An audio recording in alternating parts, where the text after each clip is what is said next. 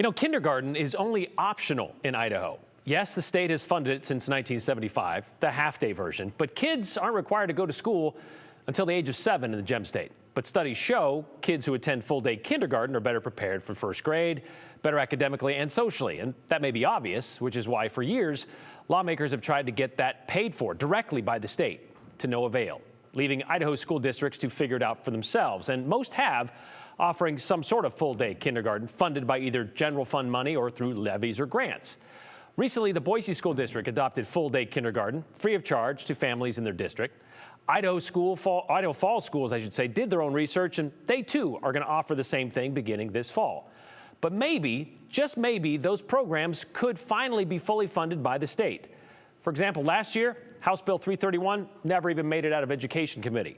This year, however, there's another attempt being considered that would give every district in Idaho the option to offer full-day kindergarten. So what's different this year? Joe Paris spoke with a Boise school trustee that has worked on this idea for years for some insight and perspective. The 2022-23 school year, the Boise School District has a major new offering: free full-day kindergarten for students in district. We've been thinking about this for a while, and the legislature currently only funds part-time kindergarten for school districts. And we've really wanted to offer a full day for our families for a couple of reasons. Beth Oppenheimer is a Boise School Board trustee and the executive director for the Idaho Association for the Education of Young Children. Oppenheimer says in Boise and beyond, they've seen the impact of full-day kindergarten. I think a lot of folks think that full-day kindergarten is children at desks with pencils, but it's so much more than that. This is where they learn to interact with one another. This is where they learn to play with one another. They learn to do school, and they also begin that love of learning. Advocates for full-day kindergarten are keeping a close eye on discussions at the State House this year. In recent years, proposals for the state-funded full-day kindergarten have stalled for a variety of reasons. One factor has been cost, but with a major budget surplus, there now seems to be more options. Well, I think it is gaining traction, and I've seen more support today than ever before. I think that our legislators are starting to realize that the impact that full-day kindergarten can have not only on learning, but also supporting our parents. Still, some Idaho lawmakers are concerned about the startup and ongoing cost of funding all-day kindergarten. We spoke recently with Representative Wendy Horman. She works on the state's budget committee.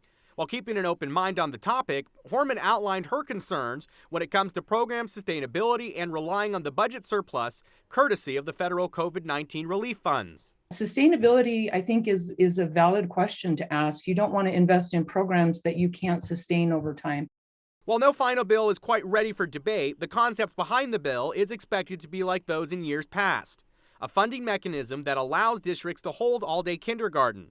Not all districts would have to participate if they didn't feel it worked for them. This would be an opt-in process, not a mandate. As an education advocate, Oppenheimer says right now is a crucial time for conversations on the topic. Our legislators do need to talk to their school districts within their own regions, because we know that across the state, school districts are really wanting this opportunity. Oppenheimer says she would love to see districts have the option for full-day kindergarten, but education advocates say they understand full-day kindergarten may not be the best option for every family, but they want it to be an option. There are some families who prefer part-time kindergarten for their children, and that's perfectly fine.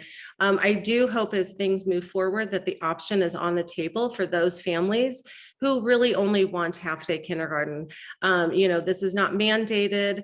There's a difference between funding full-day kindergarten and mandating full-day kindergarten. No one is talking about mandating anything.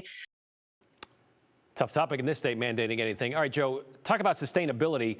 $1.9 billion surplus right now. How much does something like this cost? Yeah, there's been some ballpark estimates about $50 million per year, and that was really the figure a lot of people were talking about during last session in 2021.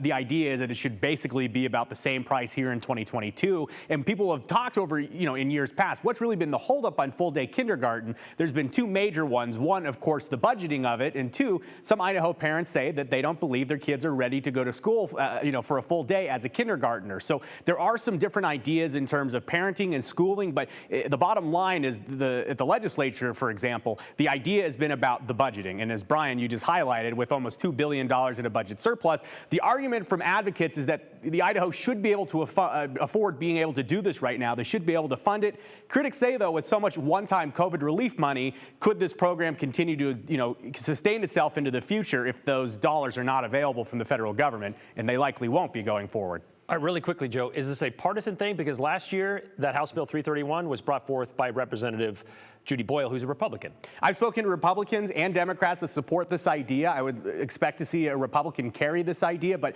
I know the Idaho Dems are very passionate about this, so it is wait and see, but there should be bipartisan support, and we'll keep everyone posted as we follow this. And I'm sure they don't really care who gets the credit, maybe just as long as it gets through. All right, thank you very much, Joe.